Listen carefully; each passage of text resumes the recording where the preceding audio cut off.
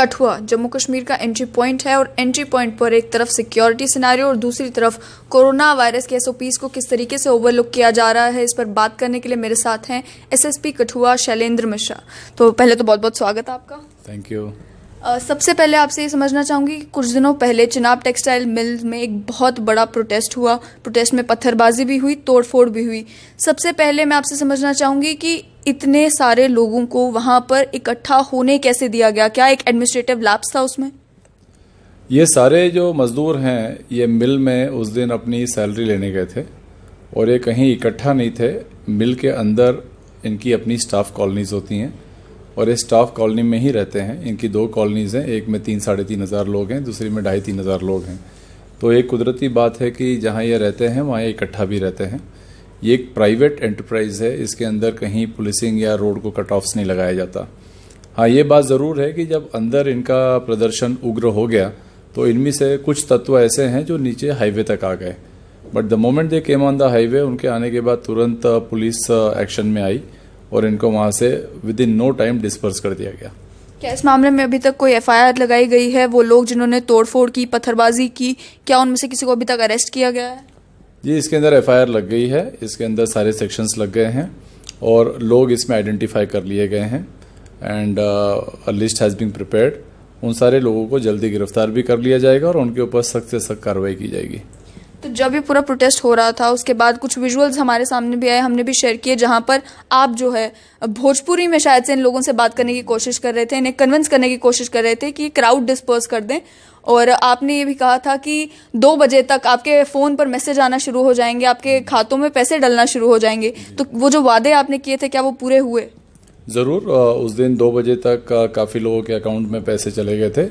तकरीबन 2,70,00,000 का transfer CTM ने तुरंत कर दिया था। कुछ लोग ऐसे हैं जिनके ट्रांसफ़र सब तक नहीं हुए हैं, उनका अमाउंट आया है 40 लाख के आसपास। तो कल शाम के 5 बजे तक, बिकॉज बैंक 2 दिन बंद रहे, कल और आज, Saturday Sunday banks are not working, तो मंडे को शाम को 4 बजे तक इनके खातों में बाकी का भी पैसा चला जाएगा।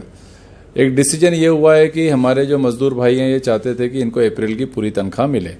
अब अप्रैल महीने में जो मिल थी वो सिर्फ 10 दिन चली थी और ओनली 1/3, 1/3 मजदूरों को उसमें काम मिला था। जिनको काम मिला था उनको उनका मुआवजा मिल चुका था, उनकी तनख्वाह मिल चुकी थी। बट जो 2/3 मजदूर बचे थे उनको तनख्वाह देना है या नहीं देना है, ये मिल मैनेजमेंट का इंटरनल डिसीजन है। इसमें गवर्नमेंट के क्लियर डायरेक्शंस नहीं थे उनके पास, लेकिन एडवाइजरीज ज़रूर थी।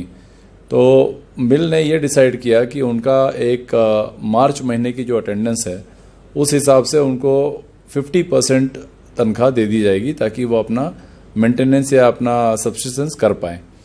जब वो अटेंडेंस ली गई तो बहुतों की अटेंडेंस 4 दिन की थी, किसी की 6 दिन की थी। उसके चलते किसी के अकाउंट में 450 भी आ गए, किसी के 850 भी आ गए, किसी के 1000 आ गए। बट फिर भी मैक्सिमम लोगों के अकाउंट में 3000 के ऊपर पैसे पहुंचे थे। तो जो एलिमेंट जिनके पास पैसे कम थे वो इससे खफा थे, नाराज़ थे और उसी के चलते एक जो पुराना रोष उनमें था, तकरीबन समझिए पिछले लॉकडाउन से, क्योंकि हर व्यक्ति को अपने घर जाने की होड़ पड़ी है। ये सिर्फ कठुआ की कोई ख़ास बात नहीं है, ये पूरे मुल्क में आप देखेंगे जहाँ जहाँ इस वक्त लेबर है वो अपने अपने घरों को वापस जाना चाहता है। तो यहाँ की लेबर दूसरों से अलग नहीं है, ये भी अपने घरों को वापस जाने की इच्छा रखती है।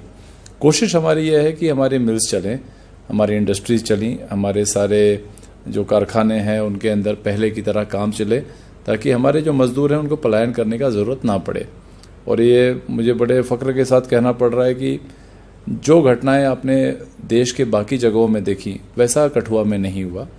कठुआ में जो ये एक आइसोलेटेड इवेंट हुआ है पूरे यूटी में, ये 2-3 बातों का मिक्सचर था। एक तो घर वापस जाने की इच्छा, दूसरा जो वेजेस मिले थे उसके अंदर डिफरेंस, और एक गलतफहमी फैला दी गई थी मजदूरों के बीच में कि जी स्टाफ का कोई पेमेंट नहीं काटा गया है और सिर्फ वर्कर्स को हाफ पेमेंट दिया जा रहा है।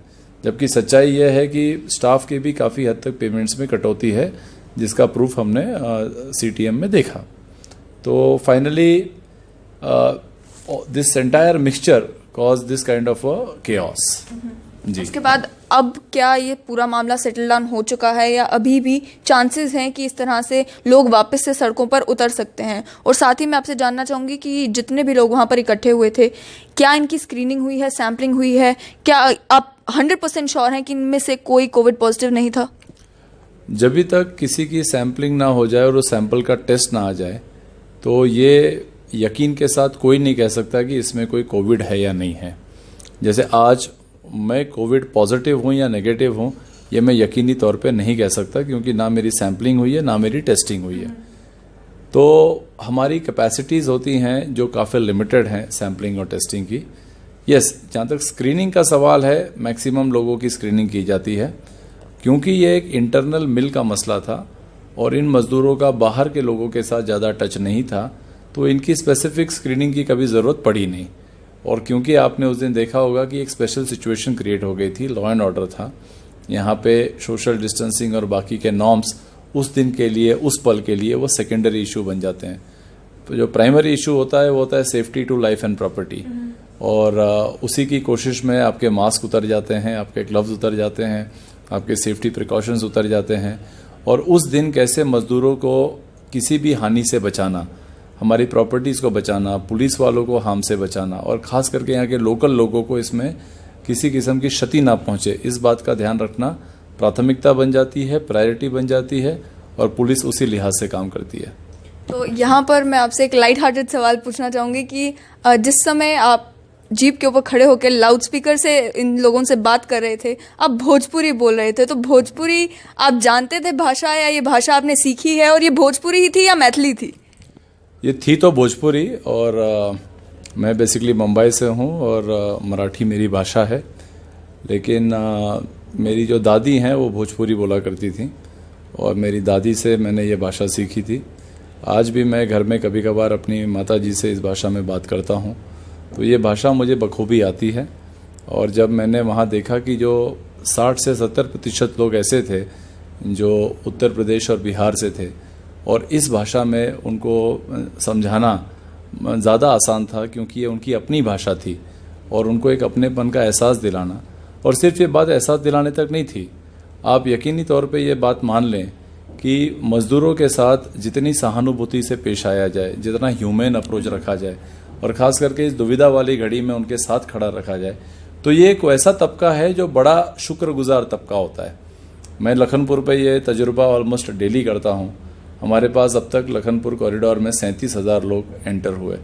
इसमें से जितने मजदूर आए उन्होंने किसी बात की शिकायत नहीं की, चाहे आप उनको सड़क पे बिठा रहे हैं, चाहे उनका खाना लेट हो रहा है, कभी खाना ठंडा हो जा रहा है, बस कभी लेट हो रही है, कभी मच्छर काट रहे हैं, लेकिन कभी उस तबके ने कोई शिकायत नहीं की। वो हमेशा थैंकफुल रहा आपको। लेकिन कुछ ऐसे एलिमेंट्स थे जो बड़ी बड़ी गाड़ियों में आ रहे हैं, जिनकी करोड़ों की गाड़ियां हैं, लाखों की गाड़ियां हैं, उनको अगर 15 मिनट भी डिले हो जाए, 1 घंटा डिले हो जाए, या खाना उनके मन लायक ना मिले, तो जिस तरह से वो आपको ट्रीट करते थे, जिस तरह से वो हक की बात करते थे, जिस तरह से उस सिचुएशन के बियॉन्ड जाके हॉस्पिटैलिटी की उम्मीद करते थे, तो मुझे हमेशा ये लगा कि अगर आपके पास मौका हो और आपको किसी की मदद करनी हो, तो मजदूर एक ऐसा क्लास है जो हमेशा आपका शुक्रिया अदा करेगा और हमेशा आपका साथ देगा। मैं आपसे जानना चाहूँगी कि अक्सर ये देखा जाता है कि पुलिस का डंडा भी गरीबों पर ज़्यादा आसानी से चलता है, तो जहाँ लॉकडाउन मनवाने की बात है, स्टैंडर्ड ऑपरेटिंग प्रोसीजर फॉलो करवाने की बात है, वहाँ क्या कठुआ में भी यही देखने को मिला कि अगर कोई गरीब है, मजदूर है, सड़क के ऊपर है, 3-4 इकट्ठे हैं, तो उनको जो पुलिस के कर्मचारी हैं आराम से बोल देंगे कि भाई नहीं भागो यहाँ से, लेकिन अगर कोई बड़ी गाड़ी में है तो उनसे थोड़ा संभल कर बात करने की ज़रूरत है? नहीं, ऐसा आप मीडिया से हैं और मीडिया के काफ़ी लोग हैं, इन बातों को तो मीडिया छोड़ती नहीं है। एक छोटा सा इंसिडेंट आया था काफ़ी पुराना, जहां मोटरसाइकिल के ऊपर 2 व्यक्ति जा रहे थे। उसके अलावा कठुआ की कोई भी नेगेटिव पिक्चर जहां पे किसी के ऊपर भी बल प्रयोग किया जाए, और बल प्रयोग करना खैर एक अपवाद होता है, it is an exception, it is not a rule. Jammu and Kashmir police ने अपनी जितनी कारकर्दगी है वो हाथ जोड़कर निभाई है, और लोगों को समझा कर निभाई है, उनके साथ खड़े होकर निभाई है, शाना बशाना उनकी बातों को समझकर। आज यही पुलिस है जो उन्हीं मजदूरों के बीच में जाके उनकी ज़रूरतों को पूरा कर रही है। तो कठुआ में खुसूसन मैं आपको यकीन दिला सकता हूँ कि कठुआ में हमें किसी किस्म का बल प्रयोग, फोर्स इस्तेमाल नहीं करना पड़ा। साथ ही में मैं आपसे जानना चाहूँगी कि हम जब आ रहे थे कठुआ की ओर, तो हमने भी देखा कि नेशनल हाईवे के साथ ही में कई लोग जो फैक्ट्री वर्कर्स हैं, मजदूर हैं, गरीब लोग हैं, वो पैदल चल रहे थे। कोई बिहार जाने की कोशिश कर रहा है, कोई छत्तीसगढ़ जाने की कोशिश कर रहा है, मेरठ जाने की कोशिश कर रहे हैं, अपने घर पहुंचने की कोशिश में लगे हुए हैं। पैदल इतनी धूप में वो लोग अभी भी चल रहे हैं। हालांकि एडमिनिस्ट्रेशन ने कहा है कि उनके लिए ट्रेन्स का, बसेस का प्रबंध हो रहा है। तो क्या आपने कोई ऐसी डायरेक्शंस देकर रखी हैं पुलिस के कर्मियों को कि अगर उनको ये लोग कहीं पर मिलते हैं तो इन्हें खाना या पानी का इंतजाम इनके लिए किया जाए, या कठुआ में कोई आरामगाह इनके लिए बनाई जाए? क्योंकि क्वारंटीन सेंटर का नाम सुनते ही ये लोग कहते हैं कि भाई क्वारंटीन सेंटर में तो हम नहीं जाना चाहते। ये लोग जो बाहर जा रहे हैं, आप उनकी बात कर रही हैं, this is a reverse migration. आपको जान के खुशी होगी कि ये 40-45 दिन जो लॉकडाउन के पूरे हुए हैं, इसमें इनकी संख्या चंद सैकड़ों में है, ये हज़ारों में नहीं है। The amount of people who are willing to go back from JNK to their home towns is not a very huge number. ये बड़ा मैनेजेबल सा नंबर है। लखनपुर पहुंचने वालों की संख्या कभी 100 होती है, कभी 50 होती है, किसी दिन तो 0 होती है। और ये पिछले 4-5 दिनों का फिनोमेना है जो आज आप देख रही हैं। तो हमें अभी तक इस दुविधा का सामना नहीं करना पड़ा। बट यस, यकीनी तौर पे ऐसा नहीं कह सकते कि ये आगे भी ना करना पड़े। तो इन सब के लिए एक गवर्नमेंट की फ़िलासफ़ी है, एक पॉलिसी है कि the philosophy says that to retain as much as possible, that is in principle agreement, because economy चलनी है और इकोनॉमी मजदूर से चलती है। तो जो भी उनकी ज़रूरतें हैं हम लोकली पूरी करने की कोशिश कर रहे हैं। एक हमारा वॉलंटरी ऑर्गेनाइजेशन भी है जिसके बारे में शायद आपने सुना हो। हम यही सब उन ऑर्गेनाइजेशंस के थ्रू करते हैं जिसके थ्रू हमारा ये तबका वंचित महसूस ना करे, तकलीफ महसूस ना करे और हमारे साथ बना रहे।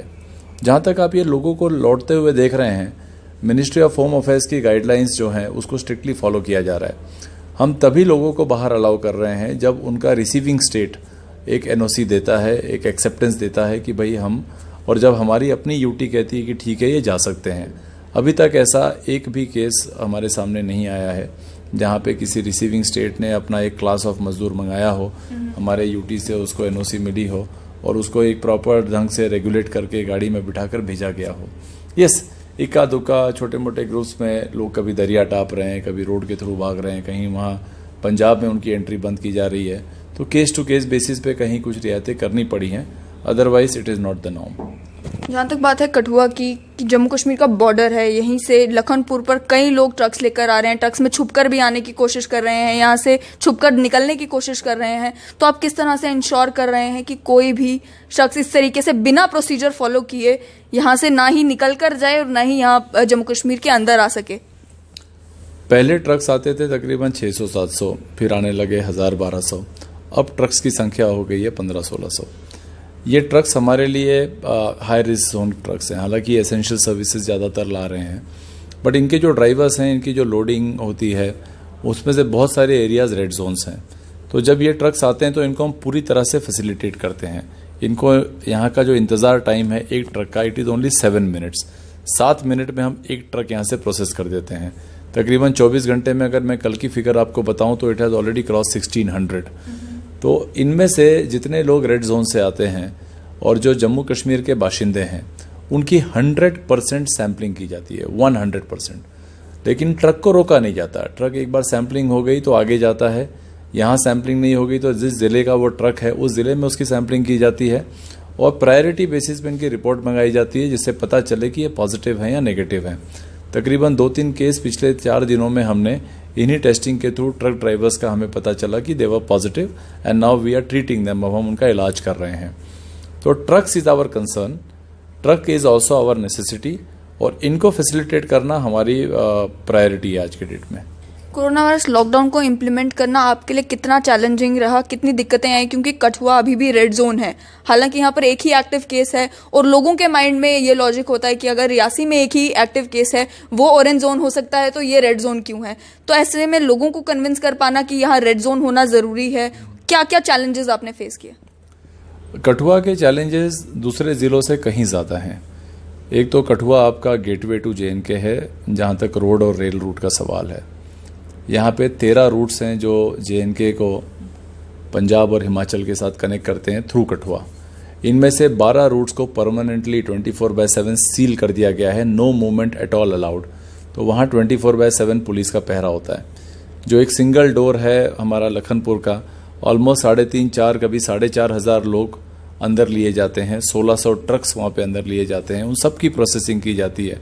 उनको सॉर्ट करना, सैंपल करना, ज़िले वाइज उनको बसों में बिठाना, प्रॉपर एस्कॉर्ट लगा के उनको डिस्पैच करना, ये सारी प्रक्रिया एक मेजर एक्सरसाइज यहाँ पे की जाती है ताकि कोई अनरेगुलेटेड व्यक्ति बाहर ना जाए। जो एक अनरेगुलेटेड तरीके से आ रहा है उसको हमारे क्वारंटीन सेंटर्स में रखा जाता है। अब आपको जान के आश्चर्य होगा कि कठुआ जैसे एक छोटे से ज़िले में 104 एक्टिव क्वारंटाइन सेंटर्स हैं।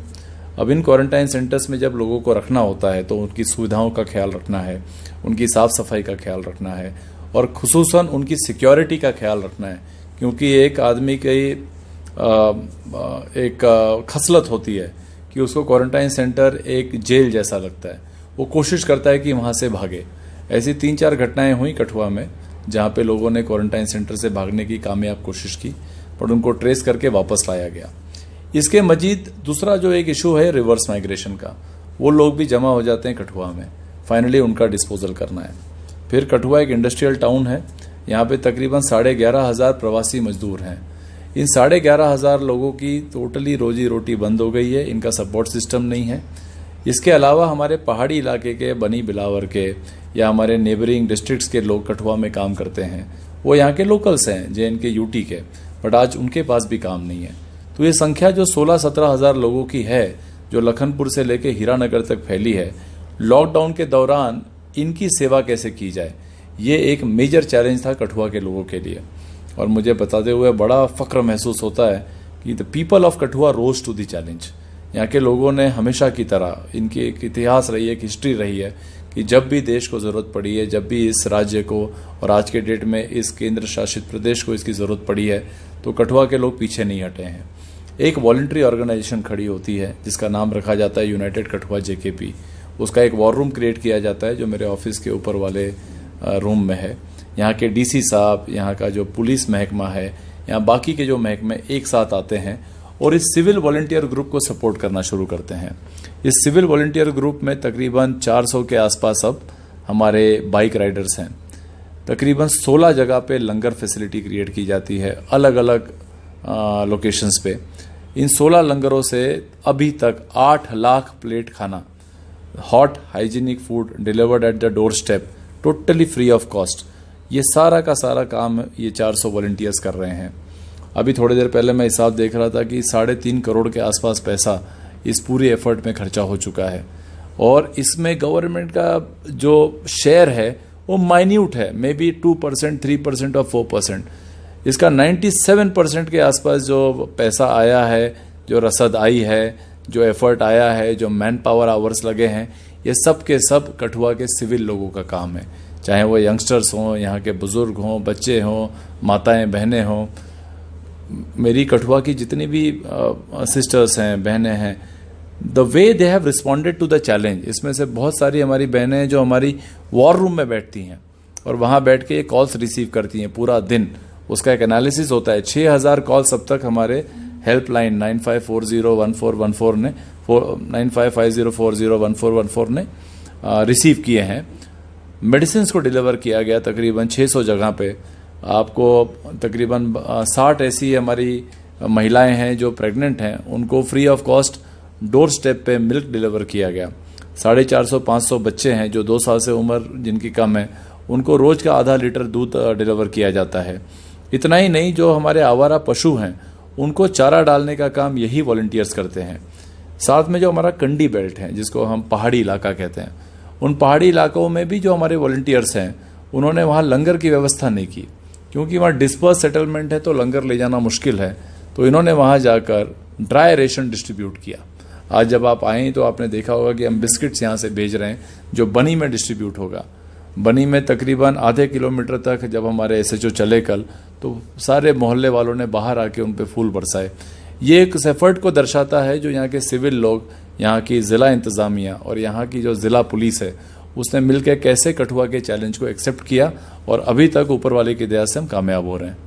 यहीं पर आखिर में सवाल आपसे पूछना चाहूंगी सिक्योरिटी सिनेरियो पर, क्योंकि गेटवे है जम्मू कश्मीर का और क्राइम लॉकडाउन के चलते भी रुकता नहीं है। जहां बात है इलिसिट लिकर की, ड्रग्स की, टेररिज्म की, किस तरह से, क्योंकि जम्मू कश्मीर पुलिस जो है वो राशन बांटने का काम भी वही कर रही है, बुक स्टेशनरी वो भी लोगों तक पहुंचाने का काम कठुआ में आपने शुरू किया वो भी कर रही है, लॉकडाउन भी इंप्लीमेंट करवा रही है, क्वारंटीन में भी लोगों को डाल रही है। उसके अलावा भी क्राइम जो है उसे किस तरह से मैनेज किया जा रहा है इस समय में?